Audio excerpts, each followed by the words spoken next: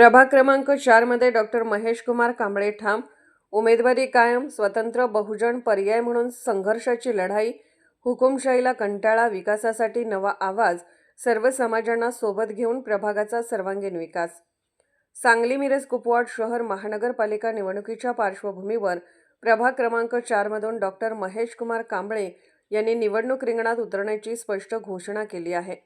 प्रभाग क्रमांक 3 आणि 4 मधील राजकीय परिस्थितीचा आढावा घेताना त्यांनी प्रभाग क्रमांक 4 मधील नागरिकांच्या भावना मांडल्या. डॉक्टर कांबळे म्हणाले की प्रभाग क्रमांक 4 मध्ये मतदारांसमोर विविध विचारधारांचे पर्याय उपलब्ध असले तरी बहुजन समाजाच्या हिताचा व्यापक दृष्टिकोन ठेवणारा, स्वतंत्र विचारांचा आणि संघर्षातून घडलेला पर्याय असणे अत्यावश्यक आहे. त्यामुळे शैलेश देशपांडे आणि निरंजन आवटी यांच्या विरोधात आपण संघर्षाची लढाई लढणार असल्याचे त्यांनी स्पष्ट केले. प्रभागातील नागरिक हुकुमशाहीला वृत्तीला कंटाळले असून या व्यवस्थेचा अंत व्हावा अशी जनभावना निर्माण झाल्याने त्यांनी नमूद केले. प्रभागाच्या विस्तारित भागात अपेक्षित विकास झाला नसल्याची खंत व्यक्त करत मागील काळात निवडून आलेल्या नगरसेवकांमध्ये समन्वयाचा अभाव राहिल्यामुळे प्रभागाचे तुकडे झाले आणि त्याचा थेट फटका विकास कामांना बसल्याचे त्यांनी सांगितले. डॉक्टर कांबळे यांनी प्रभाग क्रमांक 4 मधील मतदारांना आवाहन करत म्हटले की संघर्षातून उभा राहिलेल्या सर्वसामान्य कुटुंबातील कार्यकर्त्याला एकदा संधी द्यावी.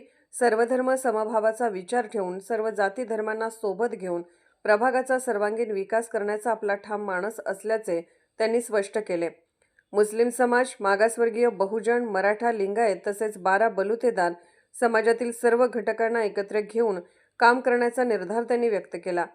प्रभाग क्रमांक 4D मधून उमेदवार म्हणून संधी दिल्यास अखंड प्रभागात दर्जेदार विकास कामे करून दाखवण्याचा शब्द देत डॉक्टर महेश कुमार कांबळे यांनी आपली भूमिका ठामपणे मांडली. सर्व मिरजकर नागरिकांना मानाचा सप्रेम जय भीम, नमस्कार. जय जिजाऊ, जय शिवराय, जय भीम.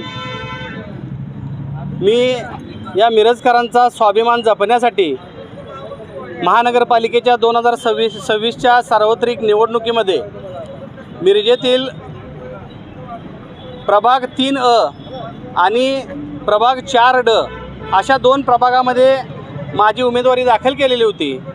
पण एकंदरीत परिस्थिती बघितली तर 4D मध्ये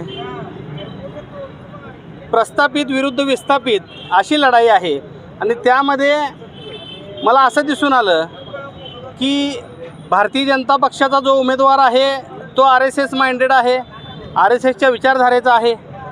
दुसरा उमेदवार जो आज माझ्या 4D मध्ये दिलेला आहे तो शिवप्रतिष्ठानशी निगडीत आहे.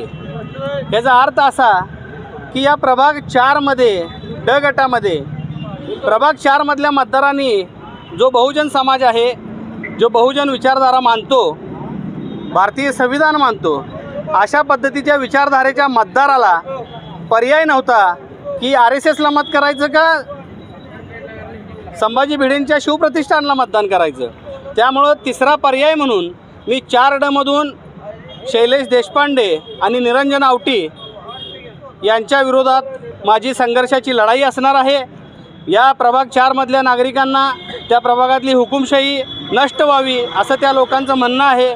प्रभाग 4 मध्ये बऱ्याच मोठ्या प्रमाणात विस्तारित भागामध्ये विकास झालेला नाही, कामं झालेले नाहीत. कारण पाठीमागच्या निवडून आलेल्या नगरसेवकांनी प्रभागाचे तुकडे केले होते. तू हा भाग सांभाळ, मी हा भाग सांभाळतो. त्यामुळं एकमेकावर ढकलाढकली केल्यामुळं प्रभागाचा विकास झालेला नाही.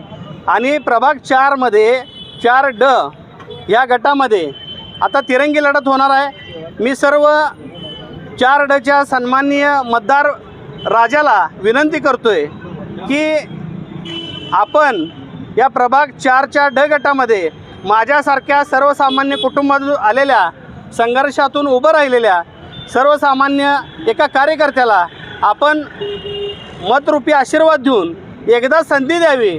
म्हणजे ह्या प्रभागामध्ये आपल्याला सर्व धर्म समभाव, सर्व जाती धर्माच्या लोकांना, माझा मुस्लिम समाज असेल, आमचा मागासवर्गीय समाज असेल, आमचा बहुजन समाजामध्ये मराठा समाज असेल, लिंगायत समाज असेल आणि इतर सर्व 12 बलुतेदार, अलुतेदार ह्या सर्व समाजाला आपण घेऊन जाऊन या प्रभाग 4चा विकास करण्याचा मानस आहे. प्रभाग 4डचा जरी मी एकटाच उमेदवार असलो, मी एकच मत मागणार असलो, जर प्रभाग 4च्या नागरिकांनी मतदारांनी मला संधी दिली तर प्रभाग 4च्या अखंड प्रभागामध्ये मी विकास करेन असा मी शब्द देतो आणि थांबतो.